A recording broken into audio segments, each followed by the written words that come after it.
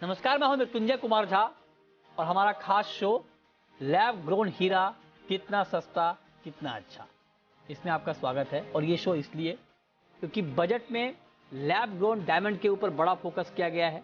Lab grown diamond बनाने में इस्तेमाल होने वाले रॉ मटेरियल जिसे सीड्स कहते हैं, उस पर इम्पोर्ट ड्यूटी पूरी तरह से खत्म कर दी गई है। अब सवाल यह है कि आखिर लैब ग्रोन डायमंड है क्या और इसके ऊपर सरकार इतना फोकस क्यों कर रही है। लैब ग्रोन डायमंड बनता कैसे है, इसकी कीमत जो ओरिजिनल डायमंड है उसके मुकाबले कितनी होती है, और क्या लैब ग्रोन डायमंड खरीदना आपके लिए हमारे लिए सही है, इसकी पहचान कैसे होती है, रीसेल वैल्यू क्या है, ज्वेलरी कैसे बनती है। तमाम ऐसे सवाल हैं जो आपके मन में होंगे और आप जानना चाह रहे होंगे कि आखिर ये लैब ग्रोन डायमंड है क्या चीज़। तो इसी पर आज हम आपको पूरी डिटेल जानकारी देंगे, पूरी ABCD हम आपको बताएंगे। और आज की चर्चा में हमारे साथ 3 खास मेहमान जुड़ रहे हैं। हमारे साथ इस वक्त जुड़ चुके हैं शशिकांत शाह, जो कि चेयरमैन हैं lab grown diamond and jewellery promotion council के। हमारे साथ महेश सोनानी हैं, सोनानी ज्वेल के। हमारे साथ स्मित पटेल हैं, कन्वेनर हैं लैब ग्रोन डायमंड सेक्टर के, GJEPC का जो सेक्टर है लैब ग्रोन डायमंड का, उसके कन्वेनर हैं। आप तीनों का बहुत बहुत स्वागत है। और मेरा सबसे पहला सवाल शशिकांत जी आपसे होगा, चूंकि आप चेयरमैन हैं lab grown diamond jewellery promotion. Shashikant ji आपसे होगा, चूंकि आप चेयरमैन हैं lab grown diamond jewellery promotion council के। आप जरा हमें ये बताइए कि सरकार इतना फोकस लैब ग्रोन डायमंड पर क्यों कर रही है। आने वाले भविष्य में डायमंड और लैब ग्रोन डायमंड का जो अपने भारत देश के अंदर जिसका प्रोडक्शन आज हम विश्व में नंबर 1 पे आने की कोशिश में है और शायद 1-2 साल में पहुंच भी जाएंगे। और जब तक सरकार का साथ और सहायता नहीं मिलती है तो कोई भी इंडस्ट्री आगे नहीं आती है।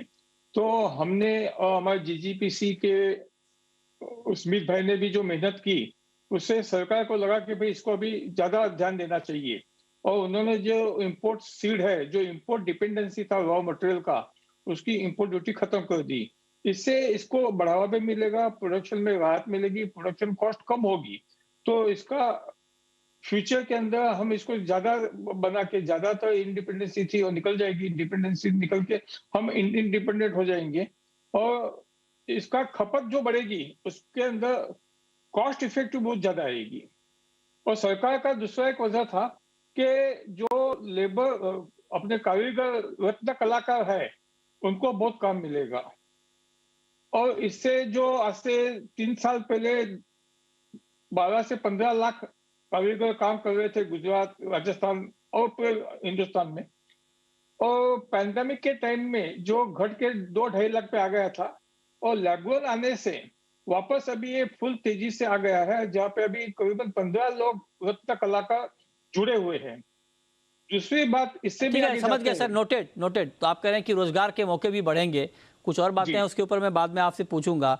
स्मित पटेल साहब, आप जरा हमें ये बताइए कि अब मैं, चूंकि हमारा जो ये शो है इसकी थीम ये है कि हम लोगों को लैब ग्रोन डायमंड के बारे में पूरी जानकारी दे पाएं, तो आप जरा हमें ये बताइए कि ये लैब ग्रोन डायमंड है क्या। अगर मैं जानना चाहूँ कि ये क्या है, मतलब लैब ग्रोन डायमंड, तो आप क्या बताएंगे। जी सर, लैब ग्रोन डायमंड जो लैब में बना गया हुआ डायमंड और माइन डायमंड जो जमीन से खोदा हुआ डायमंड है, वो 2 डायमंड में कोई अंतर नहीं है। अच्छा, दोनों केमिकली, ऑप्टिकली उनका रिफ्रैक्टिव इंडेक्स एकदम सेम है। मैं एक सरल भाषा में बताऊं तो एक IVF बेबी बताया जा सकता है लैब ग्रोन डायमंड और माइन डायमंड को। अच्छा, लैब ग्रोन डायमंड और माइन डायमंड में कोई अंतर नहीं है। मेरे ग्रैंडफादर 50 साल से इंडस्ट्री में काम कर रहे हैं, उन्होंने लाखों हीरे देखे होंगे आज तक उनकी जिंदगी में, वो भी नहीं बता सकते अंतर दोनों डायमंड के बीच में। और ये लैब ग्रोन डायमंड की खासियत ये है कि हमें ये डायमंड इंपोर्ट नहीं करना पड़ता, हम खुद बना सकते हैं। तो पूरा आत्मनिर्भर साइकिल ये डायमंड इंडिया आगे बढ़ा सकता है। तो हम ही ठीक है। रफ ग्रो करें, हमारे रत्न कलाकार भाई जो स्किल लेबर्स है वो कट एंड पॉलिश करे, और एक्सपोर्ट पोटेंशियल इसका बहुत है। नहीं, ये जो आपने बताया सर, उस पर मैं बाद में आऊंगा सर, पोटेंशियल पे मैं बाद में आऊंगा। अभी तो मेरा मकसद है कि लोगों को हम समझा पाए कि लैब ग्रोन डायमंड है क्या। तो आपने कहा कि जो लैब में बना हुआ डायमंड है और जो माइनिंग के जरिए डायमंड है, दोनों में कोई फर्क नहीं है सर। अगर मैं सामने अगर दोनों डायमंड आ जाए मेरे, तो क्या मैं पहचान नहीं पाऊंगा लैब ग्रोन डायमंड कौन सा है और ओरिजिनल कौन सा है। सर दुनिया में कोई आदमी ऐसा नहीं है जो पहचान पाएगा, क्योंकि डिफरेंस है ही नहीं। तो नहीं पहचान पाएंगे तब तो सर ठगी की संभावना ज्यादा है। पटेल साहब, मान लीजिए कोई लैब ग्रोन डायमंड चिपका दे ओरिजिनल डायमंड के नाम पर, प्राइस भी ज्यादा लग जाए और मिले लैब ग्रोन डायमंड।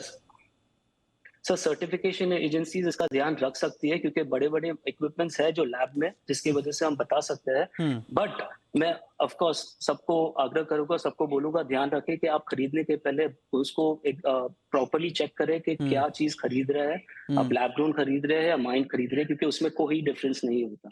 मुसीबत में डाल दिया सर हमें। अब मान लीजिए वाइफ को अगर डायमंड, ओरिजिनल डायमंड भी दिया जाए और आप कह रहे हैं कोई फर्क ही नहीं है, तो भरोसा ही नहीं होगा कि हमने उसको ओरिजिनल दिया है, लैब ग्रोन डायमंड दिया है। दोनों ओरिजिनली है सर। मैंने जैसे बताया कि आईवीएफ बेबी, अब बच्चा पैदा हो गया उसके बाद आप नहीं बता सकते कौन सा कोई ओरिजिनल नहीं बता सकते किसी को, दोनों बच्चे ही है। तो ऐसे ही हम दोनों डायमंड ही है। आपके प्रेफरेंस है, एक हमने सोलर एनर्जी से बनाया हुआ है और एक माइन किया के निकाला गया है। ठीक है, तो आप कह रहे हैं कि दोनों में कोई फर्क नहीं है। अब अगर दोनों में फर्क नहीं है तो अब आप हमें जरा बताइए महेश सोनानी जी कि फिर प्राइस में इतना बड़ा फर्क क्यों है? क्योंकि जैसा कि हमें जानकारी मिल पा रही है कि 70-80% दाम कम होते हैं लैब ग्रोन डायमंड के कंपेयर टू जो माइनिंग वाले डायमंड हैं उसके। ऐसा क्यों? एक्चुअल जो ये लैब में बनता है और इसका जो एक प्रोडक्शन कॉस्ट है, और वो प्रोडक्शन कॉस्ट की वजह से जो टेक्नोलॉजी अभी इतनी अच्छी डेवलप हो चुकी है कि उसकी प्रोडक्शन कॉस्ट कम आती है, इसलिए जो उसको कम रेट में बेच सकते हैं। जो माइन डायमंड है उसको अर्थ से निकालने के लिए उसमें बहुत सारा एनर्जी, बहुत सारी मिट्टी एक जगह से दूसरी जगह वो माइनिंग करना पड़ता है, हटाना, उसको खिसकाना पड़ता है। उसके वजह से उसका जो माइनिंग कॉस्ट बहुत ज़्यादा आता है। और जो लैब ग्रोन डायमंड है वो एक्चुअली जो आपका अगला जो क्वेश्चन था कि लैब ग्रोन डायमंड क्या है, ओके, और कैसे बनता है, तो लैब ग्रोन डायमंड जो है वो दो तरीके से बनता है। एक होता है high pressure and high temperature, okay, जिसके अंदर कार्बन एज अ ग्रेफाइट उसका रॉ मटेरियल होता है और उससे diamond high pressure and temperature से ग्रो होता है। दूसरा जो टेक्नोलॉजी है वो टेक्नोलॉजी है CVD diamond, chemical vapour deposition, okay, जो जिसके अंदर मेन जो है मीथेन यूज होता है एज अ कार्बन सोर्स के हिसाब से। और ये जो डायमंड है वो इंडिया में ज़्यादा सीवीडी डायमंड सब ग्रोवर्स है। और ये टेक्नोलॉजी है जो ग्रोवर्स है उन लोगों ने बहुत मेहनत करके टेक्नोलॉजी डेवलप करके वर्ल्ड वाइड बहुत सारे आज रिसोर्सेस यूज करके ये टेक्नोलॉजी यहाँ पे डेवलप हुई है। तो मेन जो टेक्नोलॉजी डेवलप हो चुकी है सीवीडी डायमंड्स के अंदर, और इसकी वजह से उसका जो प्रोडक्शन कॉस्ट कम आता है। एक्चुअली जो अभी आपने बताया कि what is the difference between the natural diamond and lab grown diamond characterization, okay, दोनों मटेरियल जो अभी सीवीडी डायमंड जो है वो एटॉमिक स्ट्रक्चर उसका सिमिलर है जो माइन डायमंड है, ओके, उसका जो एटॉमिक लेयर्स है वो भी सिमिलर रहता है। उसका जो ट्रांसपेरेंसी, हार्डनेस, उसका थर्मल कंडक्टिविटी, ओके, उसका जो दूसरी जो कैरेक्टराइजेशन जो प्रॉपर्टी है वो natural diamond and lab grown diamond का सिमिलर रहती है। बहुत सारी एप्लीकेशंस के अंदर ये जो CVD diamonds is more better because this is a type 2A diamond. Natural diamond के अंदर टाइप 2A डायमंड सिर्फ 2% या 4% रहता है, लेकिन जो सीवीडी डायमंड्स है वो 100% जो टाइप 2A डायमंड है। टाइप 2A डायमंड का मतलब होता है कि उसका जो एटॉमिक स्ट्रक्चर है वो यूनिफॉर्म लेयर में उसका कंस्ट्रक्शन होता है, इसलिए वो टाइप 2A डायमंड है और उसमें नाइट्रोजन कंटेंट बहुत कम रहता है, ओके। तो ये डायमंड ज्यादा बेहतर है, मतलब आप कह रहे हैं सर कि लैब ग्रोन डायमंड जो ज्यादा बेहतर है, आप ये कह रहे हैं? यस, मैं जो कह रहा हूँ उसका जो स्ट्रक्चर वाइज वो यूनिफॉर्म स्ट्रक्चर है। अच्छा, एक अच्छी कंडीशन जो एक लेबोरेटरी कंडीशन के अंदर वो ग्रो होता है, और इसका जो एटॉमिक स्ट्रक्चर का जो कार्बन के जो लेयर है, ओके, वो यूनिफॉर्म होता है। और यूनिफॉर्म होने से उसकी बहुत सारी एप्लीकेशंस है। जैसे अभी जो गवर्नमेंट ने अच्छा स्टेप लिया है, IIT मद्रास को बहुत बड़ा ग्रांट आज मानो सैंक्शन किया है, तो वो जो ग्रांट है वो जो सब्जेक्ट्स है, ओके, उसके लिए अभी जो नेक्स्ट फ्यूचर के लिए जो गवर्नमेंट को इतना अभी दिख रहा है, और जो वर्ल्ड मार्केट के अंदर, वर्ल्ड इकोनॉमी के अंदर, वर्ल्ड टेक्नोलॉजी के अंदर, this is the booster booster area, okay, this is a 100% booster area जो अभी गवर्नमेंट ने ये जो ग्रांट सेक्शन किया हुआ है। तो आपके इससे बूस्टर क्योंकि मिलेगा। मैं उसकी आऊंगा जो आपके पास, मैं आऊंगा सर। स्मित या पटेल साहब, अब जरा आप हमें ये बताएं कि जैसे अभी महेश जी कह रहे हैं कि लैब ग्रोन डायमंड जो है बहुत अच्छा होता है, फर्क करना मुश्किल होता है, सस्ता इसलिए होता है क्योंकि ये लैब में बनता है, माइनिंग में ज़्यादा खर्च आता है, लैब में कम खर्च आता है। ये बात तो समझ में आ गई। अब मुझे ये बताइए कि लैब ग्रोन डायमंड की जो ज्वेलरी बनती है और जो नेचुरल डायमंड की ज्वेलरी बनती है, क्या दोनों की प्रक्रिया में कुछ फ़र्क है? क्या लैब ग्रोन डायमंड से ज्वेलरी बनाना ज़्यादा मुश्किल है या आसान है? इसको आप कैसे समझाएंगे? तो एक्चुअली मैं बताऊंगा कि लैब ग्रोन डायमंड में ज्वेलरी बनाना ज्यादा आसान अच्छा। इसलिए है क्योंकि हम इसका ग्रोइंग से लेके कंट्रोल कर सकते हैं। हम कौन सी साइज की रफ ग्रो कर रहे हैं, उसमें कौन सा बेस्ट हीरा बिठाना है, उसको ज्वेलरी में कैसे बेस्ट फिट कर सकते हैं, हम स्टार्टिंग से एंड तक की कंट्रोल कर सकते हैं। और इसका हम बिकॉज हम कंट्रोल करते हैं एनवायरनमेंट इसका ग्रोइंग का, तो हम प्योरिटी और कलर भी इसका बेटर ला सकते हैं। तो आप ज्वेलरी देखोगे, इंस्टेड ऑफ जो लोग थोड़ा गंदे कलर यूज करते थे हीरे के, उसके बदले उससे अच्छे प्राइस में बेटर हीरे, बेटर कलर ज्वेलरी में यूज कर सकते हैं। और इसकी क्रिएटिविटी की एंडलेस कोई सीमा ही नहीं है कि ये इसकी ज्वेलरी ज़्यादा अच्छी बन सकती है, ज़्यादा आसानी से बन सकती है, इसमें ज़्यादा इनोवेशन आप कर सकते हैं। चलिए ये बात भी आपकी माने समझ ली। अब लेकिन अगला सवाल मेरा आपसे होगा शशिकांत जी, क्योंकि आपको मालूम है कि भाई हमारे देश में ज्वेलरी को लेकर, गोल्ड को लेकर, डायमंड को लेकर किस तरह से लोगों का प्यार है, खास करके महिलाओं का। तो आप हमें ज़रा ये बताइए कि क्या जो लैब ग्रोन डायमंड है उसकी रीसेल वैल्यू है? हाँ जी, है ना। अच्छा। जो ज्वेलर्स बेचेगा हाँ। वो अपने कस्टमर को बताएगा कि आप रीसेल करो या बायबैक करो या एक्सचेंज करके लेके जाओ। जब आपने जो भाव में लिया है और जो वापस देना है, उस वक्त जो दाम होगा मार्केट में उसके 10% लेस करके वापस ले लेगा या एक्सचेंज करके देगा नई फैशन का। दूसरे ज्वेलर के सो पास इट जाऊं इज तो वेरी इजी। अगर मैंने जिनसे खरीदा है उनके पास ना जाके किसी और ज्वेलर के पास जाऊं तो लेगा लैब ग्रोन डायमंड वापस? उसको थोड़ा टाइम लगेगा। देखो क्यों? अभी नया सेक्टर है कि हम्म। अभी जस्ट इसको इनपुट मिला है। जैसे इंडिया में 1% ही मार्केट अभी डेवलप हुई है, अच्छा, इसकी भी सर लेकिन कोई प्योरिटी होती है क्या शशिकांत जी की? हाँ सेम। 20 कैरेट, 22 कैरेट, 18 कैरेट, ऐसी कोई प्योरिटी है इसकी? नहीं, इसके अंदर कलर वाइज होता है, 4C बोला जाता है नहीं कलर। नहीं, मतलब मैं जानना चाहता हूँ कि लैब ग्रोन डायमंड में भी क्या कोई हायर क्वालिटी है, लो क्वालिटी है, हाँ मीडियम क्वालिटी है, ऐसा कुछ होता है क्या? हाँ, उसमें DEF कलर, GH कलर और VVS1, VVS2, VS, अच्छा। ऐसी कैटेगरी भी होती है। तो ये कलर के हिसाब से प्राइस तय होते हैं, आप ये कह रहे हैं? प्राइस कट क्लैरिटी के हिसाब से होता है।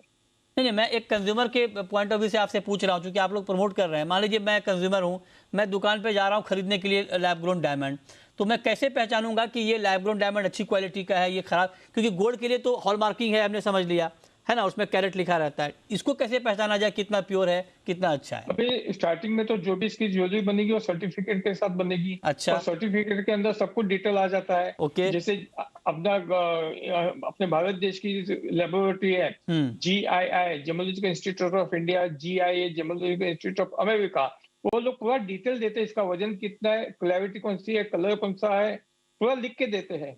और इसके अंदर और एक तफावत है, नेचुरल डायमंड का सर्टिफिकेट व्हाइट कलर का आता है, लैब ग्रोन डायमंड का सर्टिफिकेट येलो कलर का आता है, जो कस्टमर को कहीं पे भी इसके अंदर चीटिंग का कोई सवाल ही नहीं आ सकता है। सस्ता होता है सोनानी जी, अगर मतलब ओरिजिनल जो नेचुरल डायमंड है उसके मुकाबले लैब ग्रोन डायमंड, मान लीजिए एक कोई अगर एक ज्वेलरी खरीदनी हो डायमंड की, कोई भी क्वांटिटी आप ले लें, तो कितना सस्ता हो जाएगा कंपेयर टू नेचुरल डायमंड इसकी ज्वेलरी? नेचुरल डायमंड से कंपैरिजन में ये ओनली 15 to 20% डायमंड का कॉस्ट लगता है। ओके। एक्चुअल प्लस साइड ये है ज्वेलरी का, जब आप डायमंड ज्वेलरी बनाते हो तब आपका जो गोल्ड कंजप्शन कम होता है। जैसे आज मानो कि ये जो लैब ग्रोन डायमंड बहुत तरीके से हमारे देश के लिए बहुत अच्छा प्रोडक्ट है, क्योंकि हमारा हमारा जो इंटरेस्ट, हमारी जो इंडियंस का जो गोल्ड के अंदर बहुत बड़ा इंटरेस्ट रहता है। ओके, और उसकी जगह पे जब आप डायमंड जब यहाँ पे ग्रो करते हैं, उसको पॉलिशिंग यहाँ होता है, वर्कर्स को उसका जो एम्प्लॉयमेंट जनरेट होता है, उसके बाद उसकी वैल्यू यहीं पे रहती है, और उसके बाद जब आप उसको ज्वेलरी बनाते हैं तो आपका जो गोल्ड का खपत कम होता है और पूरा जो रेवेन्यू है आपका वो पॉइंट इंडिया नोटेड सर। हम आपको बता रहे हैं कि लैब ग्रोन डायमंड है क्या और क्या इसे आपको खरीदना चाहिए। तो अब स्मित पटेल साहब आप जरा हमें बताएं कि क्या अभी भारत में लैब ग्रोन डायमंड की डिमांड कितनी है और उसके मुकाबले हम कितना उत्पादन कर पा रहे हैं। संक्षेप में बताएं सर, वक्त कम है। सर भारत की डिमांड अभी बहुत बेसिक स्टेज पे है। अमेरिका की बात की है फॉर एग्जांपल, 4 साल पहले 30% of the stores lab grown रखना चालू किए थे। आज 80% of the US retail stores lab grown diamonds रखना चालू कर रहे हैं। वो ही स्टेज पे आज इंडिया है। हम हमारे से 5 to 10% स्टोर्स ने एक्सेप्ट करना चालू किया, लैब ग्रोन रख के कंज्यूमर को समझाना चालू किया है, और ये नंबर एक्सपोनेंशियली आगे सालों में बढ़ने वाला है। आप करें कि यूएस में 70 से 80% स्टोर में लैब ग्रोन डायमंड है, हमारे यहाँ भी ये बहुत इनिशियल स्टेज में है। अब जरा मैं आपसे अगर पूछूं शशिकांत जी कि एक बात आप बताइए सर कि लैब ग्रोन डायमंड बनने में कितना वक्त लगता है और जो नेचुरल डायमंड हमारा होता है उसको पूरी तरह से तैयार होने में कितना वक्त लगता है। नेचुरल डायमंड को अपने माइंस में से तैयार होने के लिए 400 से 4000 साल तक लग सकता है, लेकिन लैब ग्रोन डायमंड का एक साइकिल चेंज। शशिकांत जी, मैं उसकी बात मैं कह रहा हूँ कि लैब ग्रोन जब नेचुरल डायमंड निकलता है माइन से, उसकी प्रोसेसिंग, पॉलिशिंग, कटिंग, उसमें कितना वक्त लगता है और इधर जो हम लैब ग्रोन डायमंड बनाते हैं उसमें कितना वक्त लगता है। माइंस में से निकल के और लैब ग्रोन मशीन से निकलने के बाद मशीन के अंदर तैयार होने के 35 से 45 दिन लगते हैं। अच्छा। और उसके बाद 30 दिन का साइकिल चेंज होता है कटिंग एंड पॉलिशिंग का। ओके, अच्छा, ठीक है, ठीक है। अब लेकिन सुनानी जी, आप हमें ये बताएं, अगर कोई ये जानना चाहे इस वक्त, कोई अगर ये आपसे पूछे कि भाई मैं डायमंड खरीदना चाहता हूँ और मैं ये भी चाहता हूँ कि कभी रीसेल करना पड़े, तो मतलब दिमाग में इन्वेस्टमेंट का पॉइंट ऑफ व्यू भी हो, तब लैब ग्रोन डायमंड ठीक है क्या खरीदना? सर इसके अंदर अभी जो लैब ग्रोन डायमंड के अंदर जो बड़ी साइजें है उसके अंदर हर एक जो मैन्युफैक्चरर्स है जो ज्वेलरी बनाते हैं वो 80 to 90% वो बाय बैक पॉलिसी के अंदर ही चलते हैं। इसलिए लैब ग्रोन डायमंड में खरीदने में अभी कोई प्रॉब्लम नहीं है। सेकंड कि जो अभी प्राइस जो कम होने वाले थे वो अभी बहुत सारे प्राइस कम हो चुके हैं, तो अभी इसमें बहुत ज़्यादा जो फर्क नहीं पड़ेगा जो वैल्यू वाइज। तो लोग अभी जो लैब ग्रोन डायमंड खरीदने का अगर जो भी चाहते हैं उसमें अभी कोई रिस्क नहीं है। अब आखिरी सवाल मेरा, स्मित पटेल साहब आप ये बताइए सर, क्योंकि आपने बताया कि कोई फर्क नहीं है दोनों डायमंड में, अगर मान लीजिए कोई नेचुरल डायमंड ही खरीदने जा रहा है, क्योंकि अब तो लैब ग्रोन डायमंड भी आ गया, तो कैसे पहचाना जाए कि ये नेचुरल डायमंड है और ये लैब ग्रोन डायमंड है? इसकी पहचान कैसे की जाएगी दुकानों पे? सर पहले तो एक सर्टिफिकेशन देखना चाहिए आपको। हाँ। आपके रिटेलर से क्लियरली बात करनी चाहिए, दोनों चीज के बारे में पूछना चाहिए, और जब रिटेलर ट्रांसपेरेंटली आपको दोनों चीज का डिफरेंस दिखा दे या दोनों चीज दिखा दे और बोले ये लैब ग्रोन है एक और एक नेचुरल है, तब आपको ट्रस्ट एक बिल्ड कर पाओगे। उसकी वजह से आपको कंप्लीट आइडिया पता चल जाएगा कि ये लैब ग्रोन है या नहीं। बाकी कोई तरीका नहीं है बताने का कि लैब ग्रोन कौन सा है और माइंड कौन सा है। जी, एक सवाल मैं आपसे ये पूछना चाह रहा हूँ सर, चूंकि लैब ग्रोन डायमंड की हम बात कर रहे हैं, तो आप हमें जरा ये बताइए कि लैब ग्रोन डायमंड और जो हम अभी नेचुरल डायमंड की बात कर रहे हैं, क्या ड्यूरेबिलिटी कैसी है? मतलब कई बार क्या होता है, जैसे आप अगर कम प्योरिटी का गोल्ड खरीदते हैं तो जल्दी काला हो जाता है, वो दिखने लगता है, तो ड्यूरेबिलिटी में जो नेचुरल डायमंड है वो ज़्यादा लंबे समय तक बिल्कुल फिट एंड फाइन रहता है या लैब ग्रोन डायमंड? दोनों सेम टू सेम है ना। अच्छा, हजारों साल तक कुछ नहीं होगा इसको। कुछ नहीं होगा? नहीं, कुछ नहीं होगा। अच्छा। और भाई साहब मुझे इससे आगे का एक ही पॉइंट बताना है। हाँ। जो हमारी सरकार ने इसके पे जो ठीक है सहायता की है सीवीडी डायमंड के लिए, ये जेम क्वालिटी का और ज्वेलरी के लिए तो बहुत अच्छा है। लेकिन अपने देश के defence, aerospace, electronic, semiconductor industry, medical science के लिए भी बहुत काम का है। ओके, ठीक है, उसके लिए भी काम का है। आखिरी सवाल महेश जी आपसे, क्योंकि आप देखिए जब पार्टी में महिलाओं का क्रेज होता है कि आप डायमंड की ज्वेलरी पहन के जाएं, और जब डायमंड की ज्वेलरी पहन के कोई महिला जाए किसी पार्टी में, वहाँ कोई पूछ दे कि ये लैब ग्रोन है या नेचुरल है, तब क्या जवाब दिया जाए? क्योंकि मान लीजिए अगर आपने लैब ग्रोन पहना है और कह दिया कि हमने नेचुरल पहना है, तो ऐसा तो नहीं कि वो देख के भी पकड़ सकती हैं कि हाँ ये लैब ग्रोन है या नेचुरल है? नहीं सर, जिसको 50 साल का एक्सपीरियंस है डायमंड को आइडेंटिफाइड करने का, वो 10x या विजुअल कोई भी उसका डिसीजन नहीं ले सकता कि ये लैब ग्रोन है या नेचुरल है। It's not possible. ओनली जो जेमोलॉजिकल इंस्टीट्यूट के अंदर जब आप उसको बेचते हैं और उसके अंदर जो जेमोलॉजिकल इंस्ट्रूमेंट से ही आप उसको आइडेंटिफाई कर सकते हैं दिस इज अ नेचुरल और this is a lab grown. चलिए बढ़िया, तो मतलब आप कह रहे हैं कि जल्दी इसकी पहचान आसानी से आप नहीं कर सकते कि ये नेचुरल है कि लैब ग्रोन है। तो चलिए बहुत शुक्रिया, बहुत डिटेल में आप लोगों ने बताया। शशिकांत जी आपका, महेश जी आपका और स्मित पटेल साहब आपका बहुत बहुत शुक्रिया आज की हमारी इस खास चर्चा में जुड़ने के लिए। छोटा सा ब्रेक के बाद भी खबरें जारी हैं। नमस्कार।